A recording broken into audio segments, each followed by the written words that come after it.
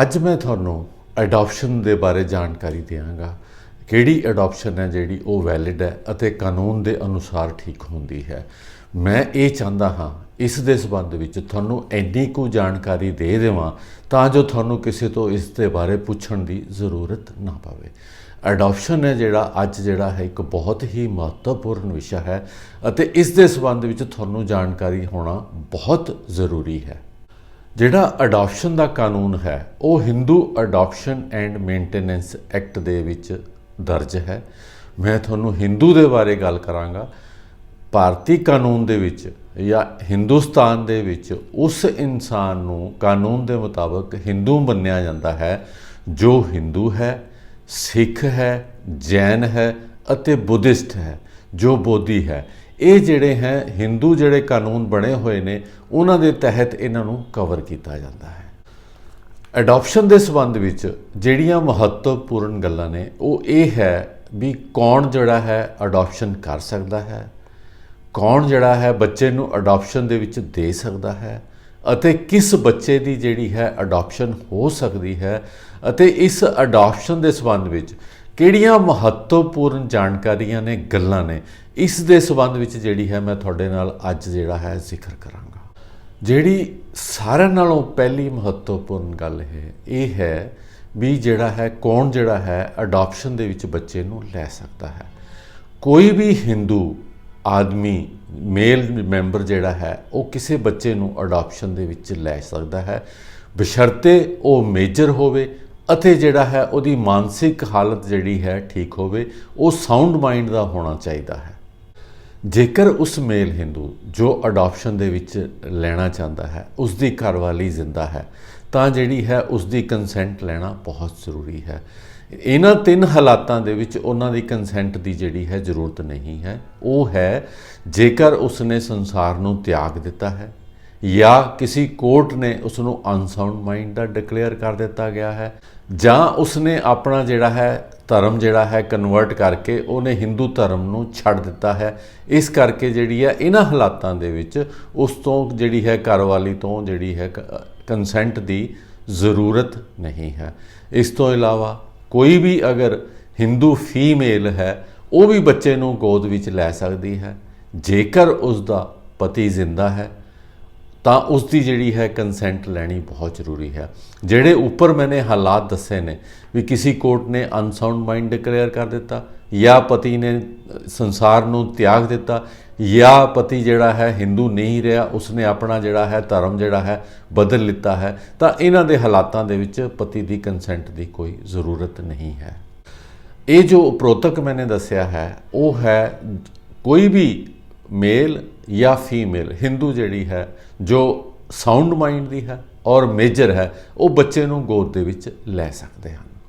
ਹੁਣ ਜਿਹੜਾ ਦੂਸਰਾ ਮਹੱਤਵਪੂਰਨ ਸਵਾਲ ਹੈ ਜਾਣਕਾਰੀ ਹੈ ਇਹ ਹੈ ਵੀ ਕੌਣ ਜਿਹੜਾ ਹੈ ਬੱਚੇ ਨੂੰ ਅਡਾਪਸ਼ਨ ਦੇ ਵਿੱਚ ਦੇ ਸਕਦਾ ਹੈ। ਇਸ ਦੇ ਵਿੱਚ ਜਿਹੜੇ ਬੱਚੇ ਦੀ ਮਾਂ ਹੈ, ਬਾਪ ਹੈ ਜਾਂ ਜਿਹੜਾ ਕੋਈ ਬੱਚੇ ਦਾ ਗਾਰਡੀਅਨ ਹੈ ਉਹ ਬੱਚੇ ਨੂੰ ਜਿਹੜਾ ਹੈ ਅਡਾਪਸ਼ਨ ਦੇ ਵਿੱਚ ਦੇ ਸਕਦਾ ਹੈ। ਉਸ ਕੋਲ ਪੂਰੀ ਸਮਰੱਥਾ ਹੈ ਉਹ ਬੱਚੇ ਨੂੰ ਅਡਾਪਸ਼ਨ ਦੇ ਵਿੱਚ ਦੇ ਸਕੇ।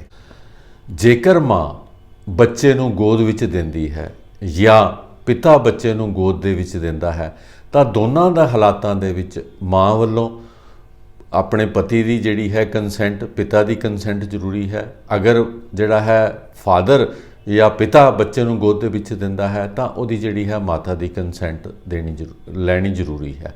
ਇਹ ਉਹਨਾਂ ਹਾਲਾਤਾਂ ਦੇ ਵਿੱਚ ਕੰਸੈਂਟ ਦੀ ਜ਼ਰੂਰਤ ਨਹੀਂ ਹੈ ਜਿਵੇਂ ਕਿ ਮੈंने ਉੱਪਰ ਦੱਸਿਆ ਹੈ ਕਿਸੇ ਨੇ ਜਿਹੜਾ ਹੈ ਸੰਸਾਰ ਨੂੰ ਤਿਆਗ ਦਿੱਤਾ ਹੈ, ਰੀਨਾਊਂਸ ਕਰ ਦਿੱਤਾ ਹੈ ਜਾਂ ਉਹ ਹਿੰਦੂ ਨਹੀਂ ਰਹੇ, ਉਹਨਾਂ ਨੇ ਆਪਣਾ ਧਰਮ ਜਿਹੜਾ ਹੈ ਕਨਵਰਟ ਕਰ ਲਿੱਤਾ ਹੈ ਜਾਂ ਕਿਸੇ ਕੰਪੀਟੈਂਟ ਕੋਰਟ ਵੱਲੋਂ ਉਹਨਾਂ ਨੂੰ ਅਨਸਾਊਂਡ ਮਾਈਂਡ ਦਾ ਜਿਹੜਾ ਹੈ ਡਿਕਲੇਅਰ ਕਰ ਦਿੱਤਾ ਹੈ ਤਾਂ ਇਹਨਾਂ ਹਾਲਾਤਾਂ ਦੇ ਵਿੱਚ ਮਾਤਾ ਦੀ ਜਾਂ ਪਿਤਾ ਦੀ ਜਿਹੜੀ ਹੈ ਕੰਸੈਂਟ ਲੈਣ ਦੀ ਲੋੜ ਨਹੀਂ ਹੈ। ਹਾਂ, ਜੇਕਰ ਗਾਰਡੀਅਨ ਕੋਈ ਬੱਚੇ ਨੂੰ ਗੋਦ ਵਿੱਚ ਦਿੰਦਾ ਹੈ ਤਾਂ ਉਸ ਨੂੰ ਜਿਹੜੀ ਹੈ ਕੰਪੀਟੈਂਟ ਕੋਰਟ, ਸਿਵਲ ਕੋਰਟ ਦੀ ਜਿਹੜੀ ਹੈ ਇਜਾਜ਼ਤ ਲੈਣੀ ਪਏਗੀ।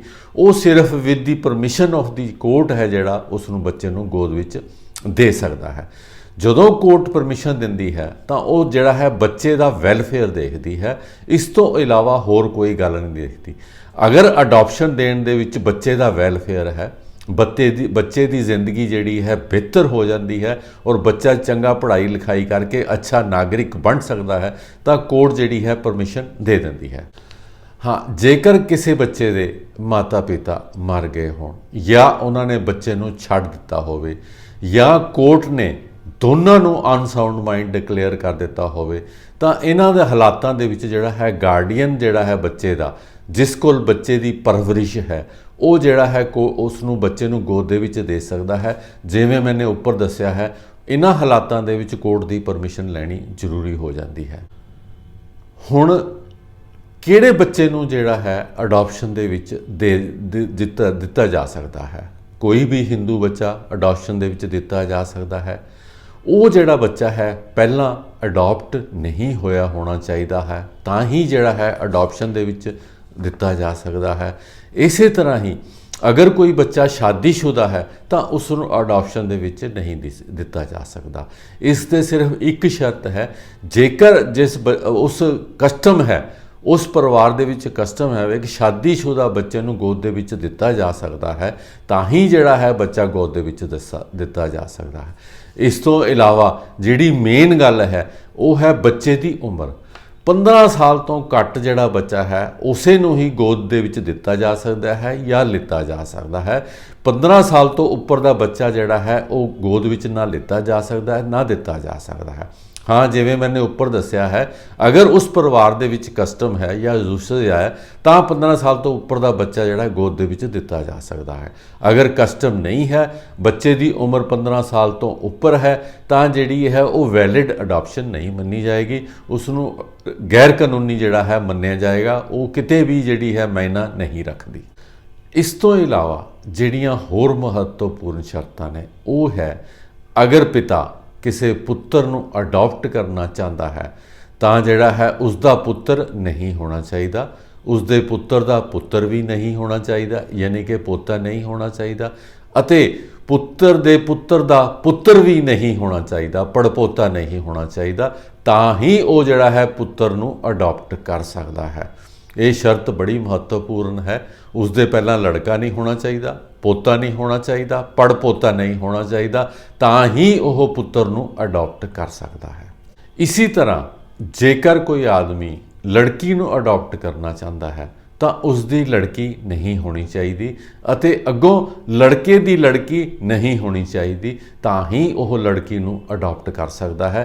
नहीं तो जिहड़ी है अडॉप्शन अगर की जाती है इन्हां हालातां दे विच तां वह अडॉप्शन गैर कानूनी है।